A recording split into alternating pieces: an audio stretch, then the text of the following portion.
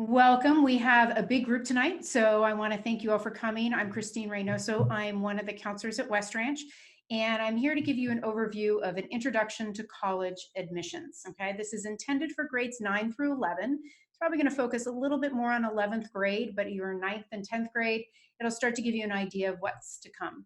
All right, so we're going to jump right on in because there's a lot we get to talk about today. And we are going to cover community college. What are some options and some advantages of community college? We are going to give you a brief comparison of the UCs to the Cal State system. We're going to talk briefly about A through G requirements, which are the college requirements, and the reason we're not going to cover it in a lot of detail is you've already heard a lot of this before, but we will touch upon it. We're going to talk about private colleges specific to California, but it will go and take into consideration out-of-state colleges as well. Admissions testing and evaluation, letters of recommendation, and secondary school reports. We'll talk about what those are and what to expect with those. I'm going to give you some organizational tips and what to expect in the coming years, as well as some essential skills that you can start working on right now. And we will have an opportunity for some questions and answers at the very end. So we are going to jump right on in, and hopefully we will have this session recorded for you perfectly, and it will be posted to YouTube. That is the goal, as long as all my technology works correctly. So we want to talk about first, I want to open up with what options do you have for college? And so we have a ton of different choices in the state of California. And right here, not too far from us, we have community college, which is our 2-year schools that are going to offer all kinds of degrees in Associate of Arts, Associates of Science, as well as licensure programs. We have two wonderful public state school programs, California State University, so I'm going to refer to those as our CSUs. We also have the UC system, which is the University of California. We have plenty of independent and private colleges and universities within California itself, as well as, of course, thousands of other choices outside of California as well. So our community colleges within California alone, we have 114 community colleges. So we have so many choices beyond the wonderful choice we have right down the street of College of the Canyons. If you are a student who wants to move out of the area, or maybe you are relocating, you have a lot of other choices for community colleges right here within California. The entrance requirements for community colleges, you must be 18 years old and a high school graduate or have a GED. In order to get in, you do not have to take the SAT or ACT in order to be admitted directly to a community college. So the SAT and the ACT are designed to predict college level performance. So if your plan is to go to a community college for 2 years, complete 60 transferable credits, and then transfer directly to a 4-year school from there, then you do not have to take the SAT or ACT because they have proof, right, of your college level performance with your transfer grades. And so that's kind of the theory behind it. Community colleges are a little bit more affordable. So the approximate cost per unit is about $46 per unit. So you're looking at, again, these are approximate fees. You're looking at between $1,100 to $1,400 per year with tuition or fees. Of course, that doesn't take into consideration the wonderful program we have right here, Canyons Promise, which many other community colleges have as well. For more information, we're not going to touch upon that tonight too much, but for more information, you just visit COC's website directly and you get all kinds of great information about the Canyons Promise program. 2-year colleges, as I mentioned before, where you have options of AA or AS degrees, so it's Associate of Arts or Associates of Science. You have career majors and, of course, transfer coursework, which is oftentimes the most popular option for a lot of our students. So if your student isn't really sure where they want to go and they're still trying to figure things out, community college is a great option for them. There are tons of advantages to community college. As I mentioned, the affordable cost. If they're still trying to figure out what you want to do, you're not too sure, community college is a great way to try different things out for a little cheaper, honestly. Class sizes are small. That is another huge advantage. With a class size, you're looking at class sizes that are going to mimic a little bit more of what your high school class sizes look like. Some might be a little bit bigger, some might even be a little bit smaller, but you're actually getting to know your teachers. And so you have access to personnel, and so you have that one-on-one interaction a little bit more than you would in a larger university. You have a very general education curriculum. One of the things I love about it is there's something for everyone. And one of the things we always tell our students to look at is if your plan is to go to a community college, you are going to college. It drives me crazy when kids say, well, I'm just going to community college. Not at all. Community college is a gateway to whatever it is you want to do. If you want to go and transfer to a four-year, you're going to college and you're doing that work. And so you are doing college level work, and that's something to be very proud of. If you're going into a different career and you're getting a license, same thing. So you're doing the work and you're really taking advantage of your post-secondary options. We have great successful transfer rates coming out of community college. A lot of our UCs and Cal States have guaranteed transfer programs. And so if you complete the curriculum they ask you to complete within a certain GPA and do everything they tell you to do, they have guaranteed transfer programs. So more information about that they have on their website, and your counselor can also kind of help guide you through that as well and show you where to get that information. Smooth transition to a university setting. And so because you have that opportunity, you kind of get to try out what it's like to be on a larger campus, how to navigate the college experience. It is a nice smooth transition to a university setting as far as being used to the curriculum and the rigor of the classes. Also, like I mentioned before, it offers programs leading to certification or licensure. And so again, great opportunity right there at your fingertips. So as I mentioned, we have two public university systems within the state of California. And this just gives you a little side by side. I think a lot of the time students, parents, we all do it. We know we have the name brands, right? We know there's the Cal States and the UCs, but we don't always know what really differentiates the two programs. And so the Cal State system is the larger of the two, is dealing with 23 campuses, while the UCs has 9 undergraduate campuses. The differences in cost are, not huge, but we have the Cal States are going to range anywhere, these again, approximate, this is including all expenses, anywhere between 20,000 upwards of 30, and really, once you start adding things up, could go a little bit more. And then the UCs costs, including expenses, are going to run between 30 and 36,000. And so again, that's going to fluctuate depending on area, depending on what your other costs are. And so it's something to keep in mind. All right. The Cal States and the UC schools both require that you complete the SAT or ACT. The difference in the two is the UCs want to have you add the writing exam portion. And so we'll talk a little bit more about entrance exam requirements, but good rule of thumb, when students sign up to take the SAT or ACT, always add that writing portion. So even though the Cal States don't need it or want it, it's good to have it because you might as well just take it in the single sitting. So speaking of entrance exams, we have the Cal States are going to do what a lot of kids call super score. And so they're going to take the highest SAT or ACT score from different cities. So if you do really well in your math in one time you take it, and you do better in the English of the language and the other time you take it, they will bring those two scores together and super score and give you a really high score. The UCs are a little different. They are going to take your highest score from a single sitting. So they differ a little bit there. The subject area tests, you may hear about subject area tests or see them on the College Board website.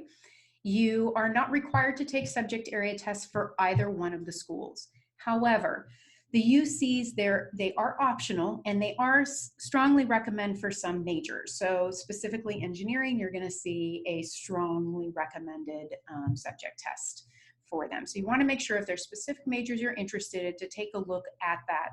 Whenever you see strongly recommended, it means do it. So just plan on it.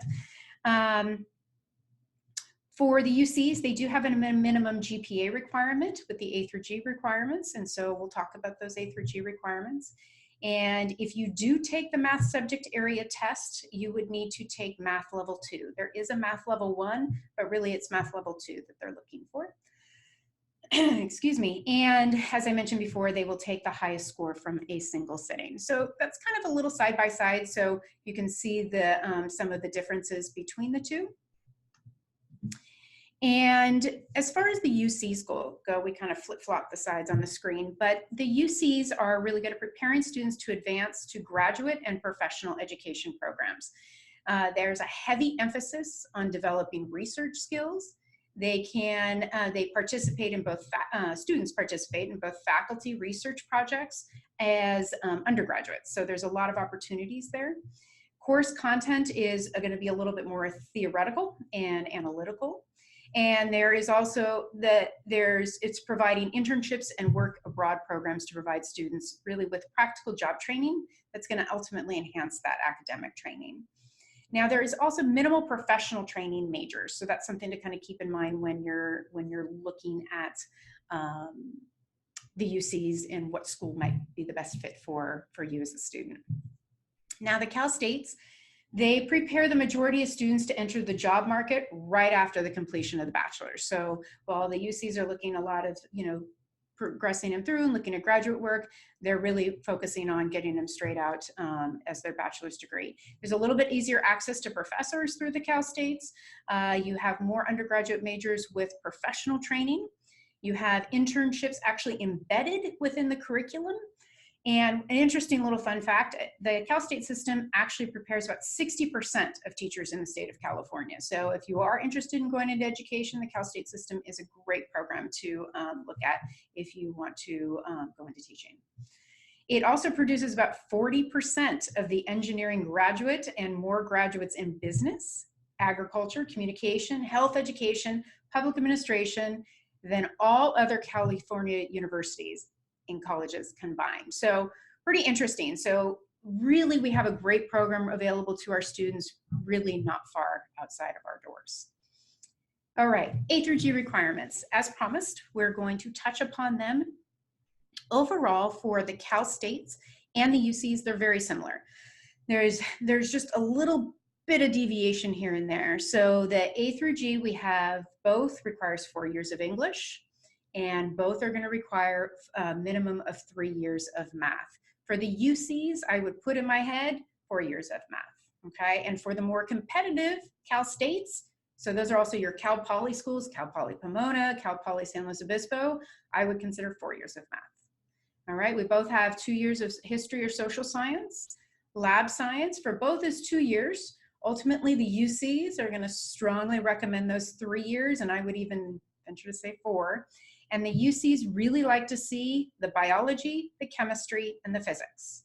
Okay, so strongly recommended. We've asked the reps, they really like them, so just putting that out there. Foreign language, both have a minimum of 2 years required, but 3 is really recommended. And we're talking of the same language. So if you can't do 1 year of French and 1 year of Spanish and say, great, we're good with 2 years. It's actually all of the same language. So we are looking at a minimum of 2, 3 is recommended. And like I said earlier, if 3 is recommended, that means you probably should do 3. 4 is even like icing on the cake. Okay. 1 year of a visual and performing arts requirement that goes hand in hand with graduation requirements. So you'll hit that. So Art 1A, Art 1B, and ceramics, all of those classes and fine arts that you've done. There's also a college prep elective. So the college prep elective is, the best way to look at it is when you go above and beyond in English, math, history, lab science, or foreign language, that's going to pop into the elective requirement. So if you do a 4th year of math, that's your college prep elective. If you do a 3rd year of foreign language, that's your college prep elective. If you do a class that doesn't even fit into any of those categories, like psychology, sociology, even actually our economics class, that is 1 semester of a college prep elective. So they ultimately do see it. The counselors do go over this with their student. If you're an 11th grade student right now, you're meeting with your counselors to select your classes for next year, and we are looking at those A through G requirements with you and making notations if you're on track with that. All right, so that's A through G kind of all wrapped into one. Private colleges in California. Now, I'm focusing on California because we would be here all night long if I opened it up beyond California. However, we want to take a look at the A through G requirements and bring them on into the California colleges and what we have out there, and recognize that there's a lot of overlap and similarities. Just because I focus on California doesn't mean a lot of what I'm talking about tonight doesn't apply to out of state, okay? There are more than 171 campuses, private college campuses in California, so it's huge. Tuition is going to range quite a bit. We're going to range from $43,000 on the low to $79,000, $80,000 per year, and that's including all expenses. So a lot of us see that price tag and freak out, myself included, but we have to keep in mind that there's a lot of options for financial aid, for scholarships, and a lot of different opportunities for our students. So we don't want to see that price tag, excuse me, and automatically freak out. We do have some options. A majority of them are going to require SAT or ACT, and some may want subject area exams, exactly what we talked about. Many schools throughout the United States are starting to move towards something called testing optional.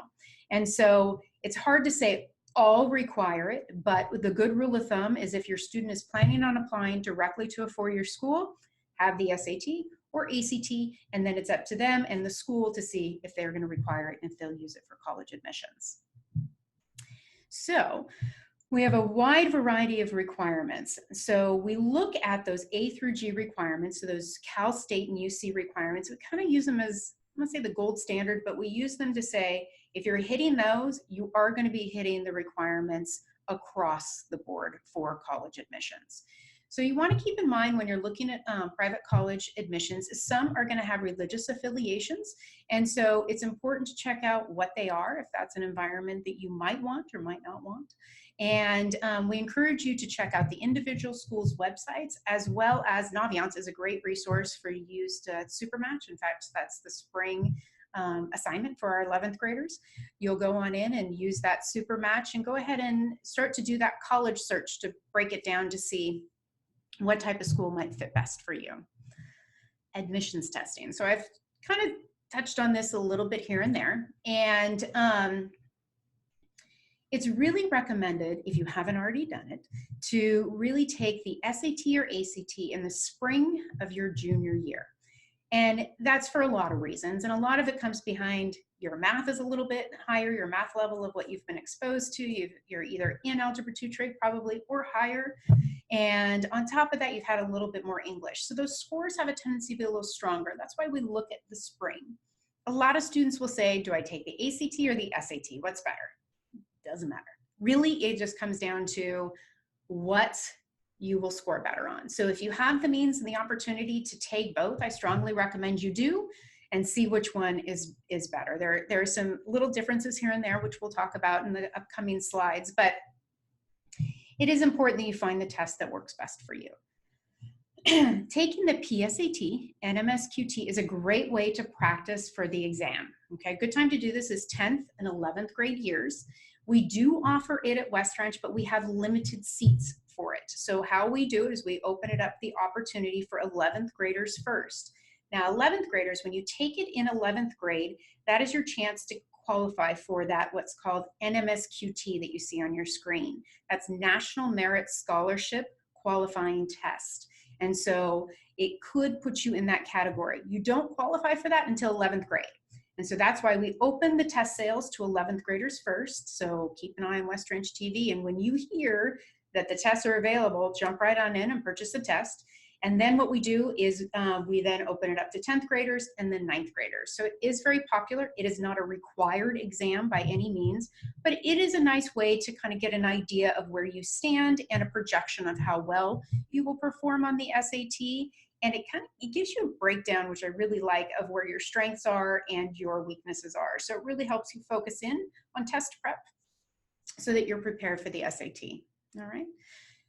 It is recommended, like I said earlier, is to take the writing portion for both exams. It's going to say optional, but I really shouldn't say optional. You need to take the writing test for both exams, because if you opt out, it's just a big pain if you change your mind and you find out there's a school who wants it and you're not ready and you have to go back and take it again. So go ahead, add it on, you'll be ready for it. In order to sign up, you are going to sign up directly with College Board or the ACT website. The counselors do not do this for you. West Ranch does not do this for you. So this is on you. So you will go on and you will take a look and see where testing is available in our area, who has any testing location spots. It's a lengthy process to sign up. So when you go to sign up, check the dates, but also be ready to sit down for about 30 minutes to register. So those of you who already have, you know what I'm talking about, but it does take a little bit of time. So just be prepared. Note that all testing, this is super important, for the UCs and the Cal States, as well as most private schools, not all, must be completed prior to December of the student's senior year. Some schools who are going to offer early action and early decision applications will have even sooner deadlines. So don't wait, excuse me. A little water. Sorry about that. Okay. So the other thing I want to mention is you can take the exams multiple times. There is no maximum, but you will start to see if you take it too many times, sometimes your scores get a little stagnant. So you don't want to just take it and not prepare and take a look at what you're doing. You want to be a little bit more methodical about the process. And before I go on to this Western Undergraduate Exchange, another topic that comes up a lot is test prep. You are welcome to test prep. It is not required. However, a lot of people who are also taking the SATs are test prep. So there are some advantages to going through that process, but there are some great programs online. There are some that are very expensive that you go to, and there are some that are free. And so it all really depends. Your test prep, a lot of it's going to depend on how much energy and effort you're going to put into it, is going to really depend on what you get out of it. Western Undergraduate Exchange. I wanted to bring this up because a lot of us think about out-of-state schools and going to a school out of state and freak out because it's a little bit more expensive, right? We've all heard of the out-of-state tuition. Now, there's something called the Western Undergraduate Exchange, which is a group of universities, participating schools from Alaska, Arizona, California, Colorado, Hawaii, Idaho, Montana, they're all listed there, and even Washington. And what they've done is they have agreed that with a WUI school, not all schools are what are called WUI, out-of-state students pay no more than 150% of the in-state tuition in participating schools, compared to a non-resident rates, which can oftentimes exceed 300% of that in-state tuition. So you want to keep that in mind. So there's a lot of fantastic schools with great programs, and a lot of them automatically, you have a certain GPA. Some of them it's like a 3.0, and you go ahead and you apply this is all when you're a senior, and you get WUI status, and there's all kinds of money connected to it, and it's really fantastic. So I put the link on there. The link is also on our website. We also have it linked into Naviance. But overall, you can just Google Western Undergraduate Exchange and you will see how it works. So WUI schools are really some that you really want to take into consideration and can save you quite a bit of money. So these are some really good schools with some great programs. Spring admissions testing. I just listed the spring dates or months to keep in mind because we don't need to go through each of the details, but the SAT is going to be offered in March, May, and June. And the ACT, February, April, and June in general. Test days and registration deadlines are going to vary from year to year. So make sure you check College Board and ACT for the most updated calendar. But keep in mind there's registration deadlines. So if you register too late, there may be room, but they are going to charge you more for late registration. So I just want to put that in there so you had an idea of what we're looking at. For SAT subject tests, the June and May are important to take a look at. If your student is taking any AP exams, it's always good to, if they are prepared, because they're preparing for the AP exams. And so if they're already studying for the AP exams, it's a good idea to coordinate a subject area test for May or June, because all that information is fresh in their head. They may not need it for college admissions, but if they're taking the AP exam now, you might as well take a test when it's fresh in your head rather than finding out you need it when you're a senior and it was a class you took when you were a sophomore and now you have to restudy everything. So it's a nice way to just go ahead and cover yourself. All right. I see, just so you know, I see some questions popping up and I will go ahead and try to address those at the end if I don't address them throughout the presentation. So thank you. on that. I just did a brief side to side. I'm not going to go over this in detail. If you want to just screenshot it, feel free, but they are the side-by-side differences between the SAT and the ACT. Okay, so they're very similar. They used to be really a little bit more different, but I would say the most outstanding difference you're going to see right there is the ACT includes a science reasoning section where the SAT does not. And so, like I said, it gives you a little bit of a breakdown. If all goes according to plan on this, we'll go ahead and post this video on YouTube like we've done with the past videos. And I will also screenshot this for you or have it as part of a PDF for you to access. Okay, so that way I'm not going too fast. All right. Admissions testing, those subject area tests, like I was mentioning, to coordinate with the AP exams, there's 20 different ones. Some of the more popular are our English literature, history, science, foreign language. And so they are all listed right there on collegeboard.org, and you can take a look. And again, if there's a school you're thinking you might be interested in, and there's a major you might be exploring, it's good to check out what those requirements are now, so that you know if you're going to need those subject area tests. I've thrown a lot of information out at you so far. So one of the things to kind of help keep you from getting too overwhelmed, I want to point out what the reality is of college admissions. I think we go through our 4 years of high school and we hear so much stuff and we watch the news and we kind of feel like I'm never going to get in. Unless I've got a 4.6 GPA, I'm not going to college. And that's really not the case, because the reality is, and I'm going to focus on right there what's in red, is 87% of colleges accept more than 90% of the students who apply. So there are colleges out there. What we have a tendency to focus on are just the small and like most competitive schools out there. So we really encourage the students to apply broadly and take a look at schools maybe you're not that familiar with, because you want to look beyond the name brand schools. And a lot of it's just, when I say name brand, it's name recognition. It's just that they've heard it. And being in California, being in Southern California, we have a lot of great schools nearby, but they're pretty competitive. And what I always say, the closer you are to the beach and the better the weather, oftentimes, really the harder the school is going to be to get into. But if you're willing to broaden your horizons a little bit, there's a lot of choices out there, and we really encourage you to take a look at them. So in college admissions, I wanted to lead with some good news while we break all this down. But the factors really that colleges consider most in admissions are your grades, and specifically in college prep courses. So those are your A through G classes. Those are the your math, your science, your English. Those are the ones that they're really going to focus in on. They're also going to look at the strength of curriculum. So when you're looking to try to say, oh, I don't want to take that many classes on campus, or I want to take only a couple classes on campus and I want to take all these classes off campus, maybe at a community college, they are going to look at what you maximized on West Ranch High School's campus, on your high school campus. What did you take advantage of?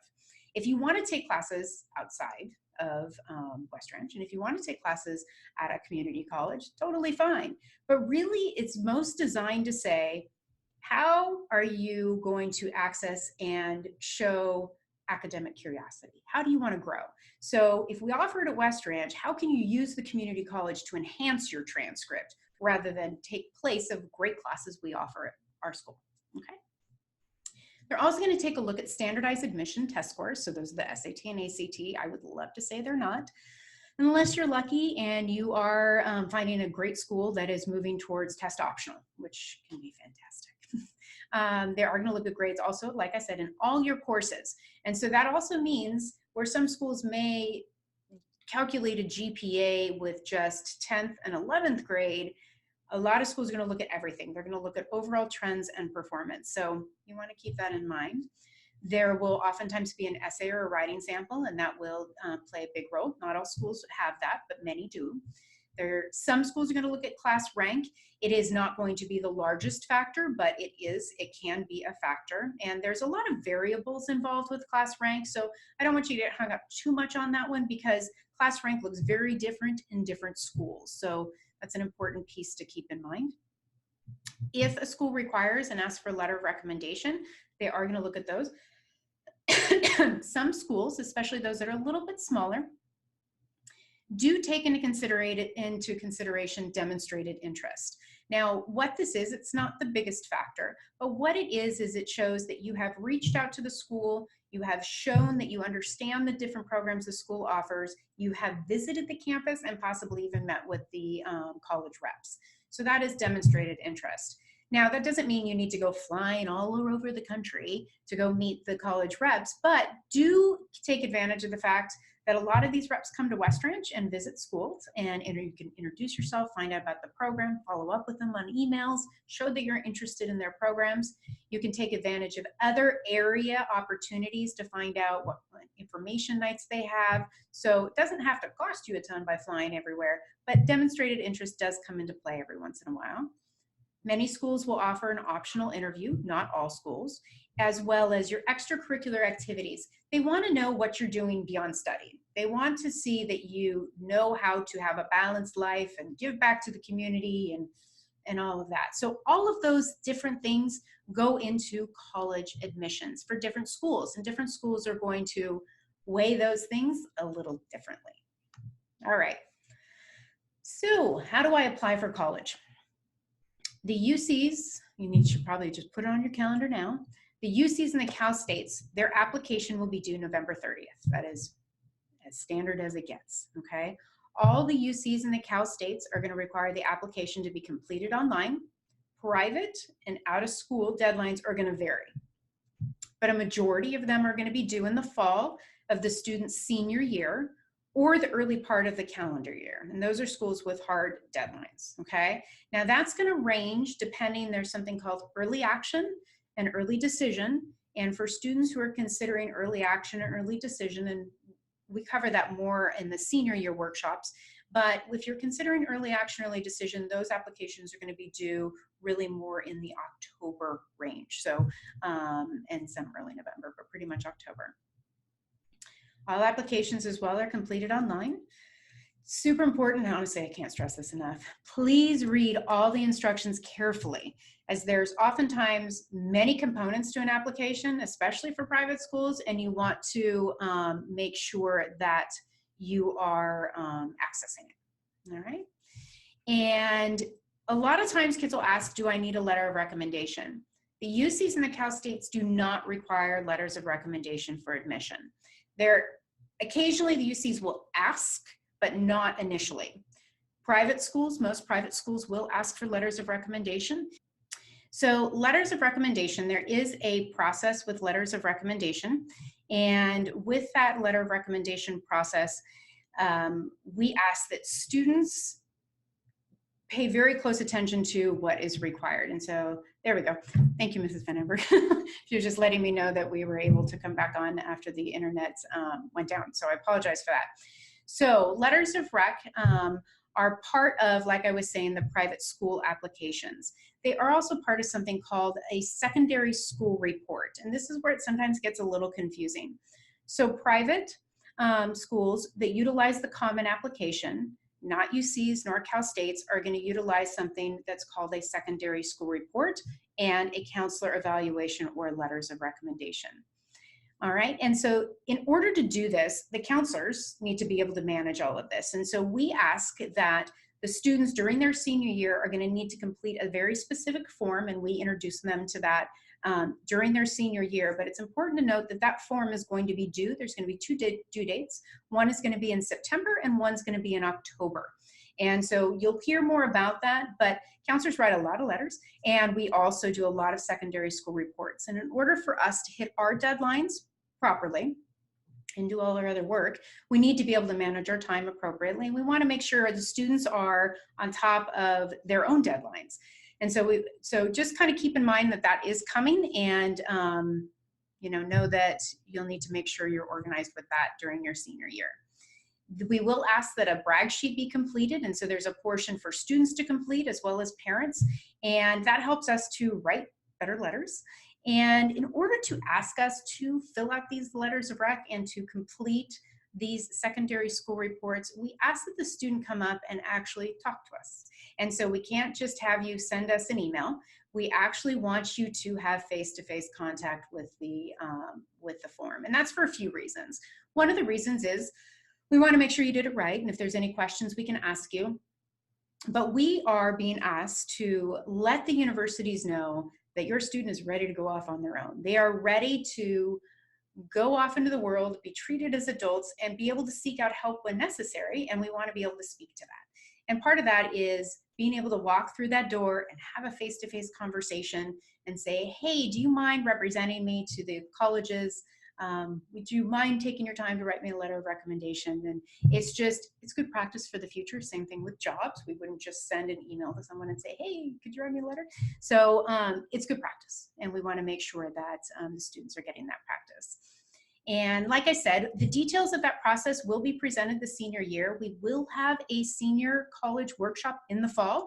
It's usually right there at the end of August. And so hopefully it'll be via webinar if we are able to continue these, or it'll be a live presentation, but likely it'll be a webinar. All right, so I mentioned secondary school reports in the prior slide, and I wanted to show you what it looks like. These are some of the questions that we are asked to present to the universities. And so it kind of gives you an idea of why we need the feedback from the students and why we need it in a timely manner. So it asks those questions like, of course, how long have we known the student? What are the first words that come to mind to describe the student?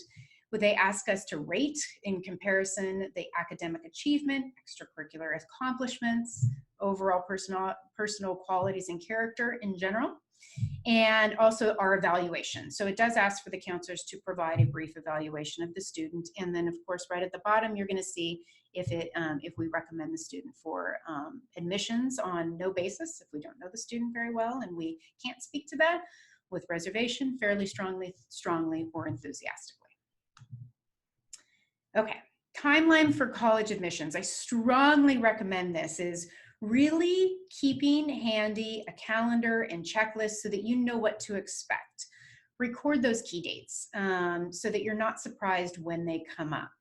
As I mentioned, early action and early decision, all those due dates are gonna start to come due October and mid-November.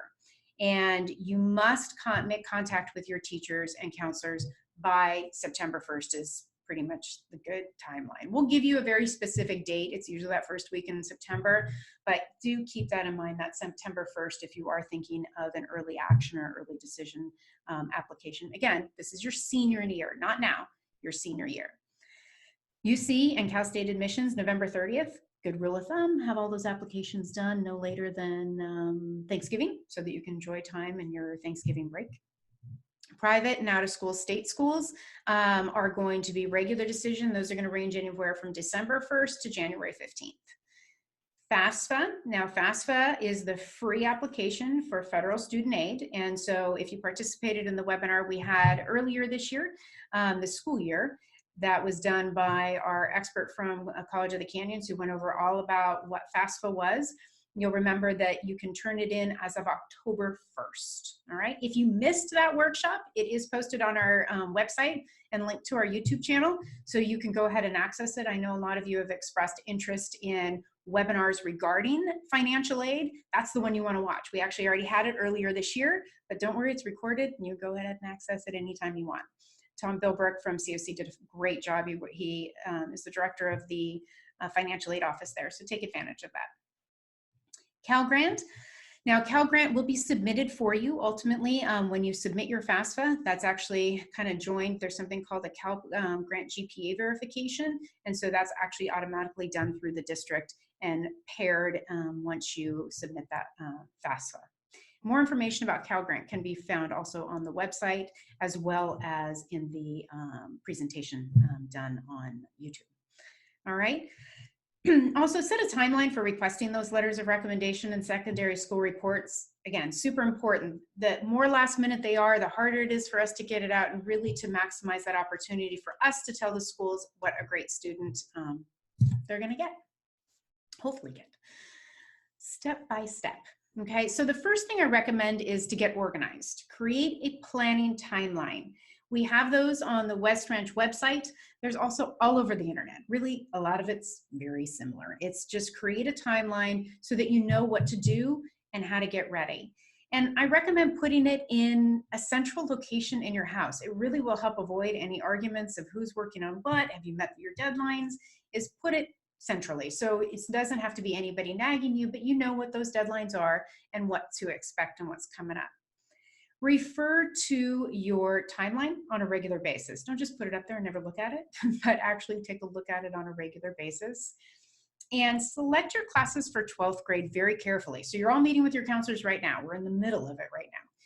And you're going to need to make sure that you're picking classes that you plan to take all through your senior year. If you're thinking, oh, I'll just take a class, I'll just take AP Calculus in the fall and then I'll drop it in the spring. You can't do that, because what you tell the colleges you're going to take, they expect that you're going to finish it throughout the entire school year. This is a super important one. Step 2 is I really recommend you start having a discussion with the family as to what everybody expects for college. Are you looking at a community college? You need to, or are you looking at an out-of-state, in-state? So size of the school, location, distance from home, and cost. And so I think it's very important to have a realistic discussion about all of these things, because you don't want to have expectations that are unreasonable. So if cost is a factor, like it is for most of us, is say, okay, you know what, this is kind of what we're looking at can afford, and sure, you can apply, but maybe financial aid needs to be a factor. And so if you apply and get all the financial aid you need, then great, we're in business. But have the student be part of this conversation so they understand what they're looking at. Same thing, size. Maybe going to a big university is one student's idea, maybe it's not the parent's idea. Maybe you want to go far, maybe you need to be close. So it's good to start having these discussions now. And standardized test planning, we've been talking about that. Taking a look at the SAT, ACT in the spring or junior year, that PSAT, that's in October. Taking time to review what those scores mean, reviewing the answers maybe you didn't get right, to see what you need to study a little bit closer for. And Khan Academy is now partnered with College Board, and so they offer a ton of free college prep or test prep services that are available to you right there at your fingertips. And sign up for the SAT or ACT, like I said. Again, spring or junior year. Do you notice I keep on repeating it? Hopefully you sign up. Don't wait till the fall. The advantage of doing it now is in the junior year is you have time to retake it, and then you can study in between. It really is strategically a good way to go. Research.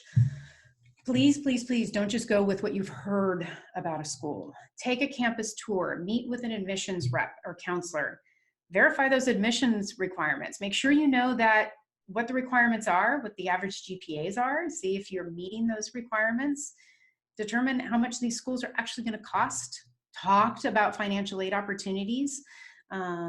Make sure you look at, see if their academic programs you're interested are offered. Don't just go to a school because it sounds good. But if they don't have any program that you're even slightly interested in, it's not a good school for you. So you want to really keep that in mind. If you can, when you go on a tour, attend a class, look around. Are these your people? Like, do you see yourself feeling comfortable in that environment? Actually talk to other students, talk to the faculty. And when you get there, have a talk. You'll have a rep if you do a tour. There'll be a student who takes you around that tour, and you can talk about really the realistic, what are your chances of success there? It's good to reach, but you want to make sure you're on a campus that you have a chance to be successful and enjoy your time, and to still, you know, be able to reach and be the best that you can be without so much pressure that you're just unhappy. So you want to make sure you're maintaining that balance. Naviance is a great tool to help you research. There are some other great programs out there, but really Naviance is kind of like all right there at your fingertips. Now, senior year workshops. Again, we will have a college night for parents and students, and that'll either be an evening presentation or a webinar. Financial aid. So we hope to offer the webinar again. There's also every single year Cash for College that's offered at COC. It's a fantastic presentation as well. The one we offer through the webinar is a little bit more tailored for West Ranch specific, but a lot of the information is the same with that overlap. We have some fantastic recorded webinars on the West Ranch website for the Common Application. There's also some great tips on online webinars for essay writing. So we encourage your students, especially with writing their college essays, is to bounce it off their teachers. You're welcome to bounce it off your counselors, other people, and get feedback with those. This part, and I put in red because it's so important, It's so important that you follow West Ranch's procedures. So we have some very specific dates and deadlines and requirements to help you navigate through this process. We do understand that many of you will opt to utilize a college counselor, totally your choice, no problem with that. However, they're going to have their deadlines and we're going to have ours. And so in order for us to do our forms and to hit our deadlines, we need you to follow our procedures, and we need to have you use our forms in order to do that. So just kind of be aware of that. Don't just kind of think, oh, I've got someone helping me, I don't need to worry about any of that. You do. We still want you to navigate it, and you still actually have to talk to us, because we have a lot of knowledge on this end. We have a lot of knowledge as far as what your student needs to do in order to navigate this. And remember, we need to be able to speak to the fact that you're ready to go off. You're ready to experience college all on your own. Also check your emails. So obviously, if you guys are attending this workshop, you check your emails. So that's good. But we do push out a lot of information through email throughout the year of reminders and little tips. So it's good for you to make sure you check that on a regular basis so you're not missing anything there. Now, it's important, I know we have a lot of ninth graders who are participating as well tonight, so it's good to start building essential skills for success to start getting you ready for college. And so time management, starting to really break it down, is going to be really important now, because these are skills that are really going to apply once you're in college as well. The next two I think are the most important though: stress management and coping skills, resilience, and dealing with setbacks.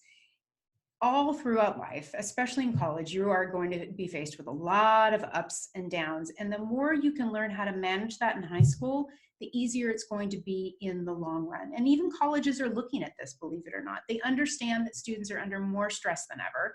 And it's really become even more and more competitive. I don't agree with it, but it's become more and more competitive to get into college. But in order to be successful when you get there, it's important that you learn how to manage that stress and how to deal with setbacks. There's going to be things that go in your favor throughout high school, and then there's going to be things that don't really go so well. But how do you deal with that? How do you learn from that, and how do you grow from that? And that's super important, and really it's all just part of growing up, and you kind of have to let yourself have a few bumps in the road, and it's okay. Just because you have a bump doesn't mean you're not going to college. So it's just all what you do with that growth opportunity that makes all the difference in the world and kind of helps make you the person you are and who are going to be. Of course, study skills.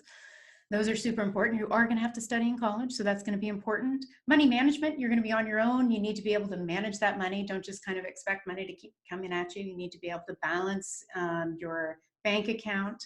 Self-advocacy skills, so going in and asking for help, not knowing where to access certain things. You need to be able to go in, talk to a professor, talk to a TA. If you're being taught by a TA, you need to be able to speak up for yourself and to take advantage of that.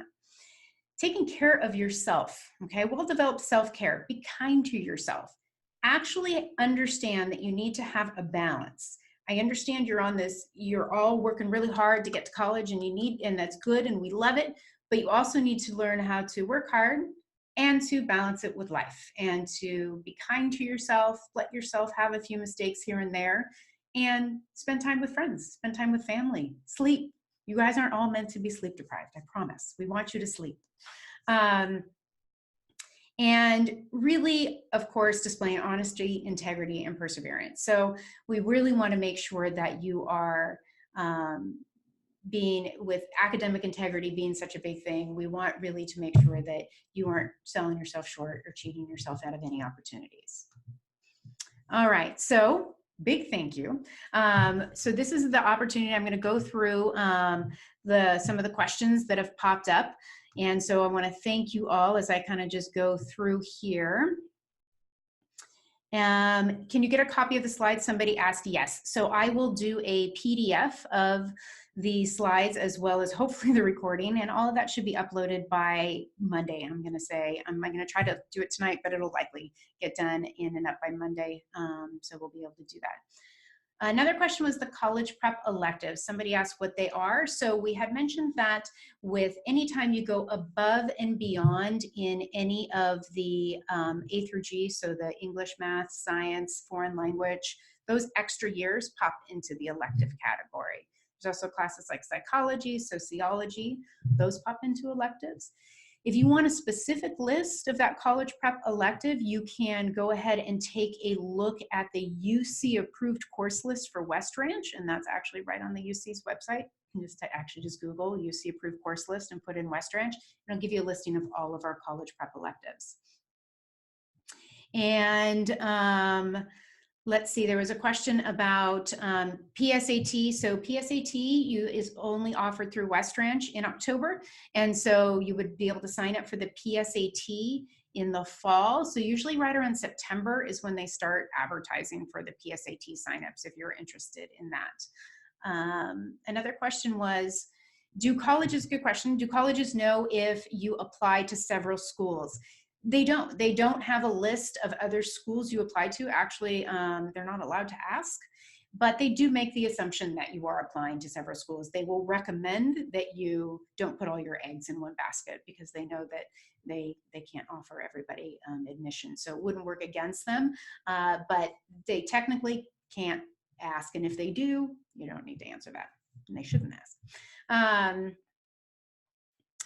I apologize for someone mentioned that it was cutting in and out. I'm not too sure what happened with the internet connection. I'm hoping the recording stayed firm and we don't have that problem again. Let's see. A lot of this is when I went out, so I apologize. Our freshmen, one of the questions is, are freshmen allowed to attend senior workshops? We don't advise it because it's too much information. We get really detailed.